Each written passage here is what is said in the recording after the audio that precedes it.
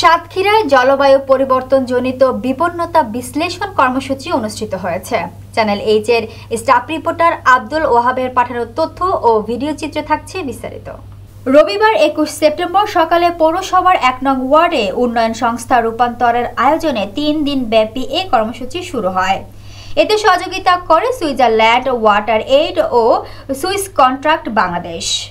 স্থানীয় জনগণ, জনপ্রতিনিধি, নারী প্রতিনিধি ও যুব সমাজের সক্রিয় অংশগ্রহণে কর্মসূচি প্রাণবন্তর হয়ে ওঠে। অনুষ্ঠানে বক্তারা বলেন, সাতক্ষীরা একটি জলবায়ু ঝুঁকিপূর্ণ উপকূলীয় জেলা। এই অঞ্চলের মানুষকে প্রতি বছর ঘূর্ণিঝড়, জলোচ্ছ্বাস, জলাবদ্ধতা, নদী ভাঙ্গন ও লবণাক্ততার মতো ভয়াবহ সমস্যার মুখোমুখি হতে হয়। তারা আরো বলেন, এসব চ্যালেঞ্জ মোকাবেলায় স্থানীয় পর্যায়ে সচেতনতা বৃদ্ধি ও অংশগ্রহণমূলক পদক্ষেপ গ্রহণ এখন সময়ের দাবি। মাটি রাস্তার কোনো কাজ ছিল না, বলেন ওই রাস্তা এখন এই বর্ষাকালে করেছি, দাঁড়াবে না তো। তারপরও আমি অনেক কষ্ট করছি, এখনো মুক্তা করবো, 3 লাখ টাকা আছে হাতে। তবু ধরেন মনে করেন ওই কাজটা করতে গেলে তো আরো সাপোর্ট দিতে হবে। আমি পৌরসভাকে সাপোর্ট চাইছিলাম, জেলা মহাদেশকে সাপোর্ট চাইছিলাম, এমনকি সমাজসেবক, এমনকি জেলা পরিষদে আমি প্রত্যেকটা জায়গায় হাঁটেছি, কিন্তু আমাদের কাছে কেউ ভরক্ষেপ করে নাই। যে একটু আগে মুরব্বী বলতেছিল গরিব কোনো মানুষের মধ্যে না, আসলে তাই।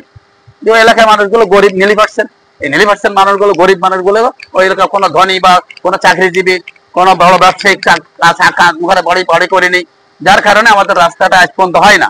আবার আমি বলি যে আমার ওইটুকু রাস্তার দরকার না, আমার আমতলা টু গদাই বিলের যে রাস্তা আছে ওই রাস্তা চাই। 2 নম্বর আমতলা টু ওখান থেকে আপনার ওই রাস্তা যে আমাদের ভাইদের ওপাশটা একটা রাস্তা আছে, ও রাস্তাটা এসে আমাদের এই পানপুকুর চলে গেছে। বলার পরে এখন যেটুকুনি যে অবস্থায় আছে না কেন, সে অবস্থা থেকে আমরা আরো কষ্ট ভোগ করতে হয়।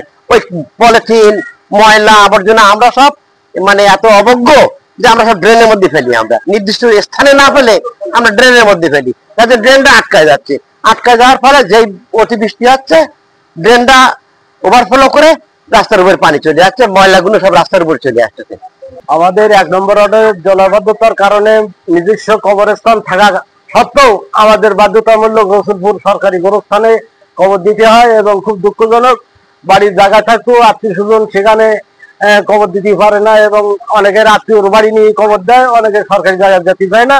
এটা বিরাট একটা সমস্যা। প্রত্যেকের কবর ফেলায় অন্তত হাঁটু বা উপরে পানি, এই কবর দিতে পারে না, বর্ষার সময় বিরাট সমস্যা।